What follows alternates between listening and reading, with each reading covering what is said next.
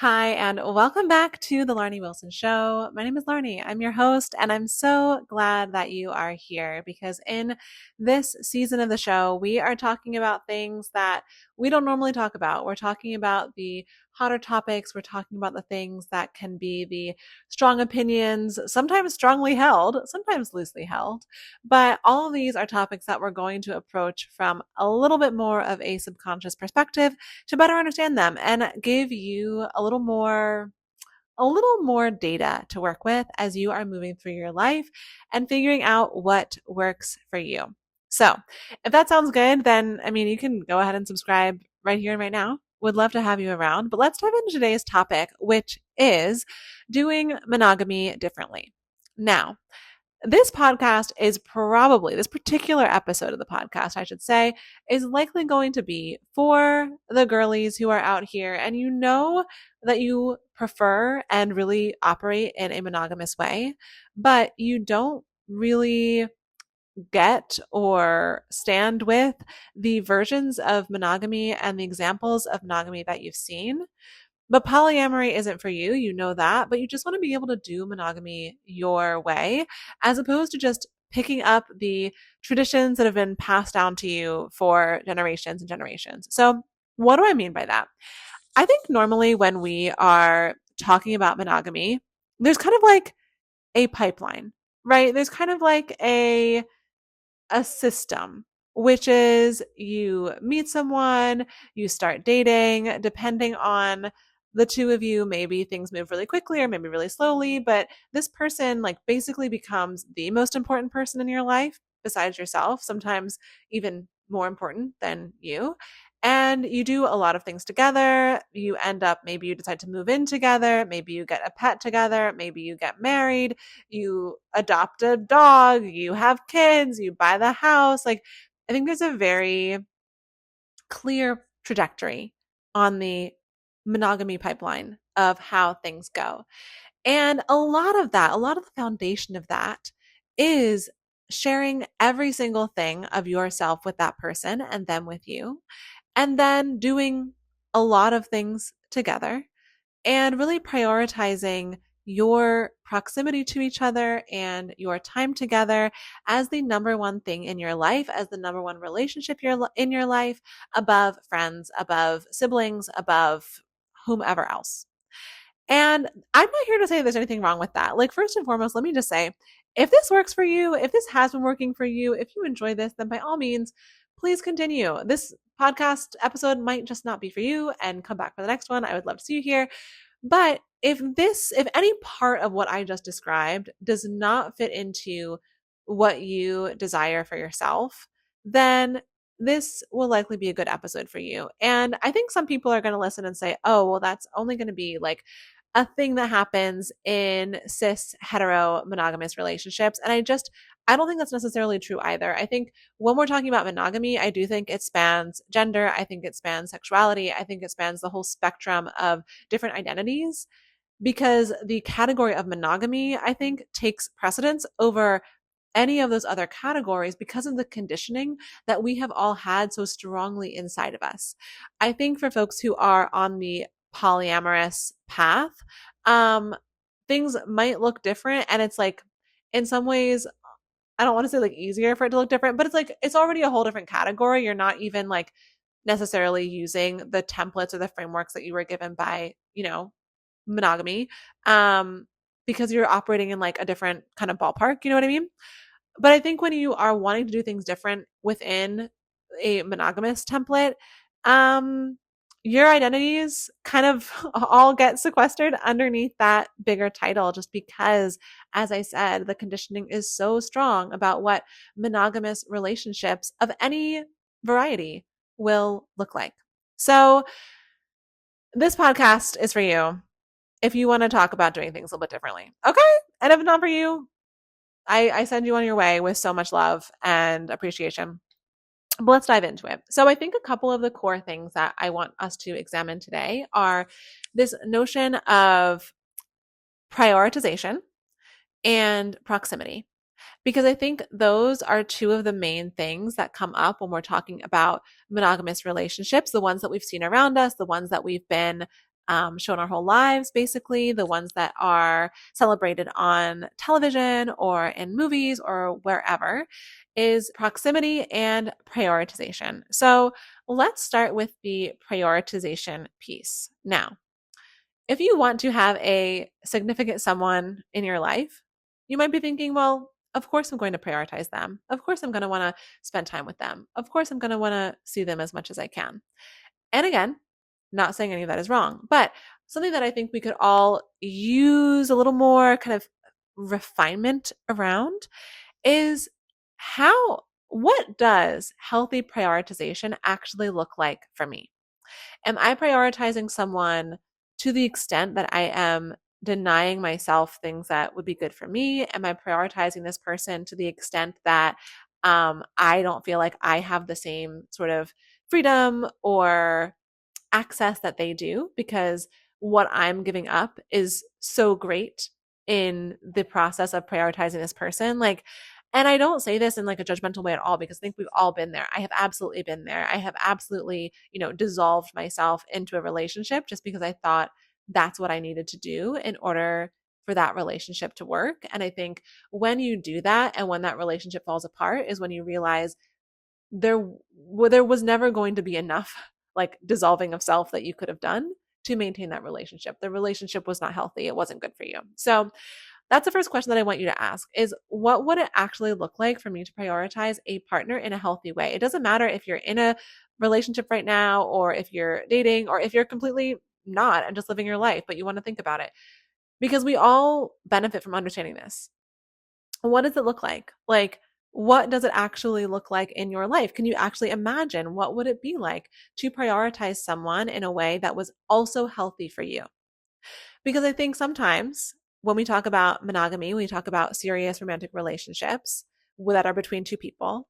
What we see is, oh, well, you're obviously going to spend all of your free time together, or you're going to spend the best of your free time together. So maybe that means you're spending like, all of your Saturday into your Sunday together, or maybe that means you're, whatever. I don't know your life and your schedule, but basically it's this sort of consistent prioritization of this one person.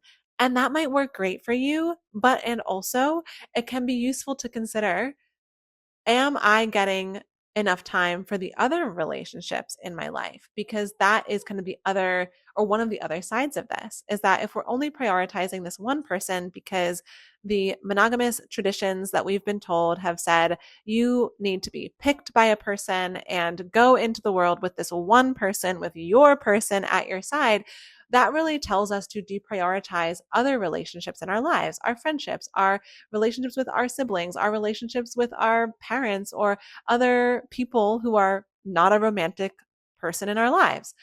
And so I think it's just useful to sit and say, okay, well, first of all, if the way I've done monogamy is either not working or hasn't worked in the past, what have I been prioritizing here? Like, what have I actually been prioritizing? Has it been quality time with this person who I love? Or has it just been me spending all of my time with them because I thought that's what I needed to do? Have I been prioritizing getting to know this person on a deeper level?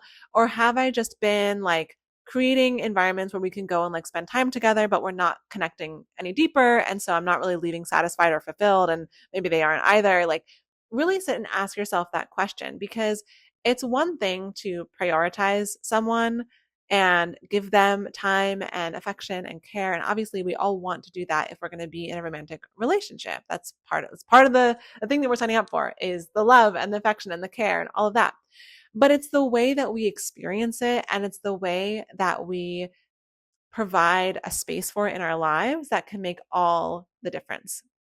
So that means you might realize that you actually don't want to spend every single holiday with this romantic partner. Maybe you don't want to spend every single weekend with this romantic partner. Maybe you don't want to live with this romantic partner. Maybe you don't want to do any of these things that we have been told are necessary acts of prioritization in order to have a healthy monogamous relationship.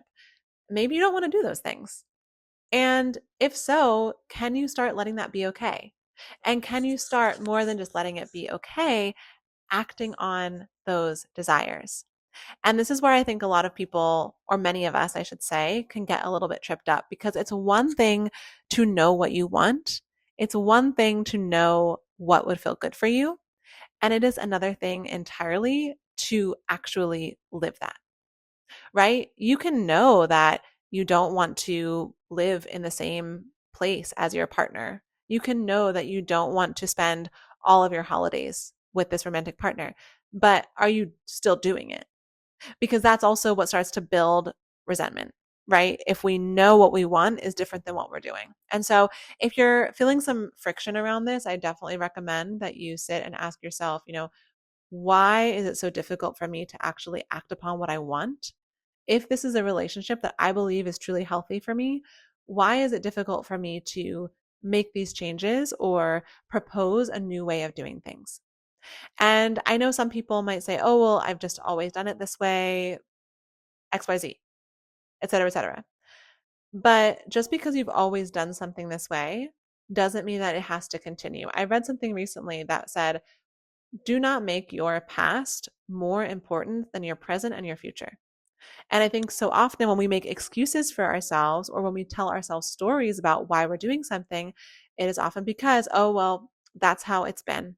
That's what I was shown. That's what happened to me when I was 5 years old. And I'm not trying to make light of the very real challenges and traumas and difficulties that we all face. But at a certain point, if you really want to make a change in your life, you've got to ask yourself, why is the past more important than the present? And why is the past more important than the future? So consider that with the way that you are prioritizing things in your monogamous relationship and see what comes up for you. See what beliefs are there. See what stories you've been telling yourself. Maybe you've been telling yourself, nobody will want to date me or be with me or love me. No one will think I'm worthy of their attention if I don't do XYZ. And you know what? Those stories are really believable. They are so easy to believe. Oh my gosh, especially if you've been telling yourself that for like 5 years, 10 years, your whole life. Like it is so easy to believe those stories. But if there are certain narratives that have been coming up for you and you're saying, well, no one's going to love me if I don't want to see them every weekend, baby, we got to sit down. We have got to sit down and have a little chit chat about that because do you know how many people there are in this world? Do you know how many people? There are billions of people in this world. And so, whatever you want, and I believe this so deeply, whatever you want is available to you. So, you telling yourself a story about, oh, so and so won't want to spend time with me because I don't want to see them all the time or I don't want to do this, that, or the other.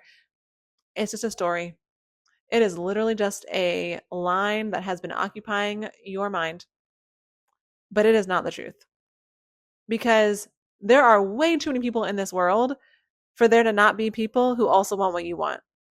I mean, come on. I mean, look, if there were 20 people in the world, maybe I'd say, okay, maybe your story has some validity.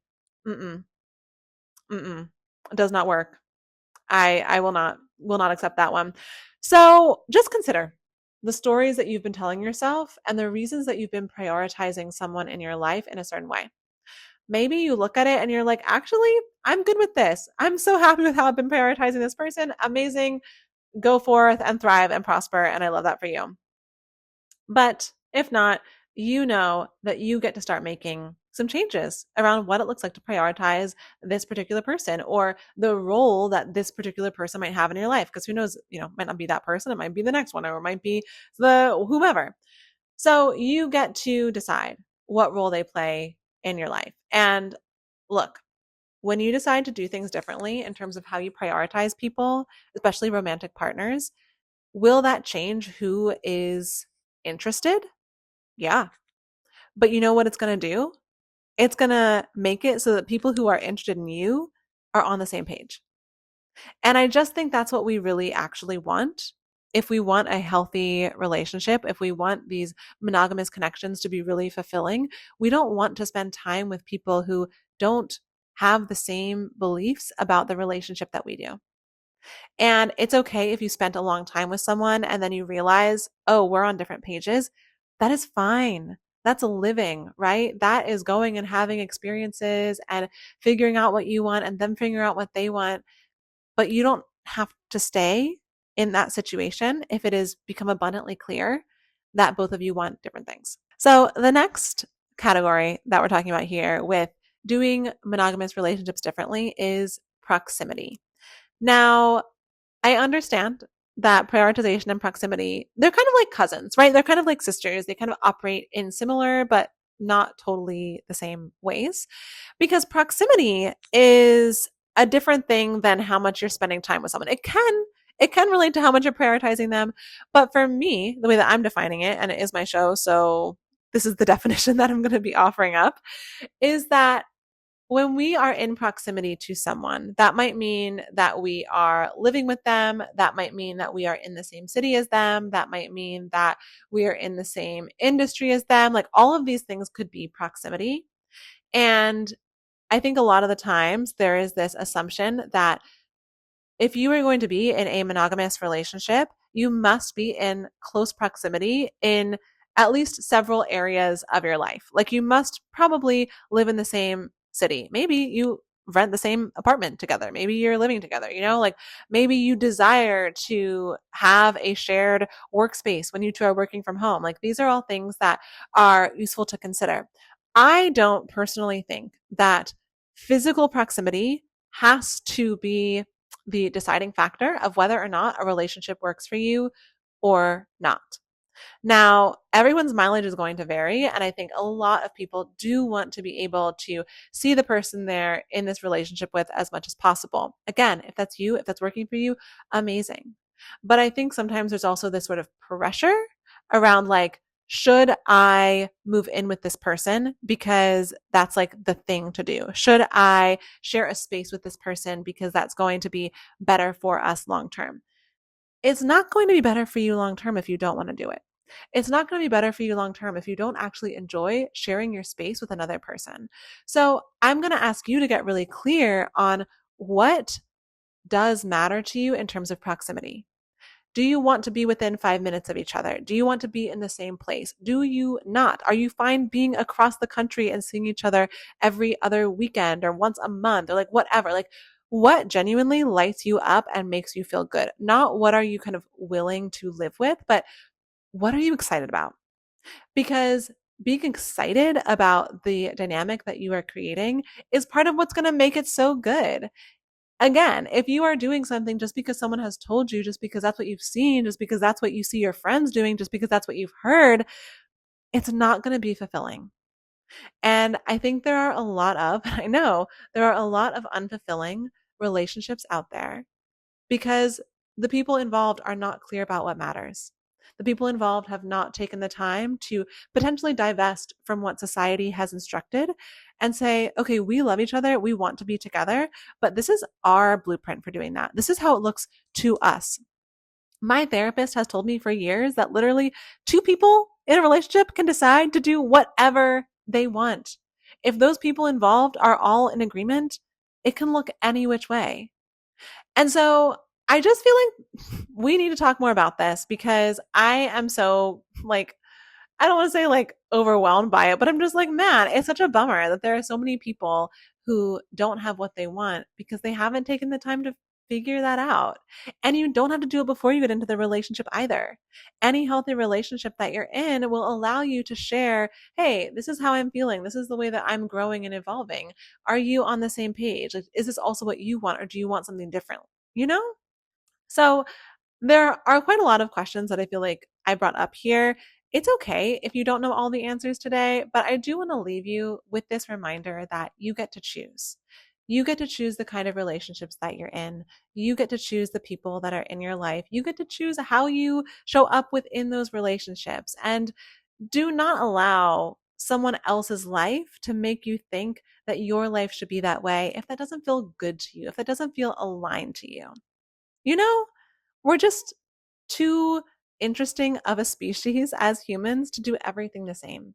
And it's okay if someone does it differently. And it's okay if people don't understand how you're doing it. Like, none of that really matters because at the end of the day, what matters is how you feel in your relationship. And if you are good within your relationships and it looks wildly different than what your friends or your parents or your cousins or your whomever have, that's okay too. So I'm going to leave it there. Go forth, consider what you want in your monogamous romantic relationships. What would be ideal? And why have you not committed to experiencing that? If you feel like there's a little bit of friction in there, why have you not committed to having what you want? Let me know what you find. Let me know if this was interesting, if this brought up something for you that you had kind of been pondering for a while. Let me know. Leave me a comment, send me a DM. I always love to hear from you. But until then, stay hydrated out there. Take good care of yourself and choose what you want.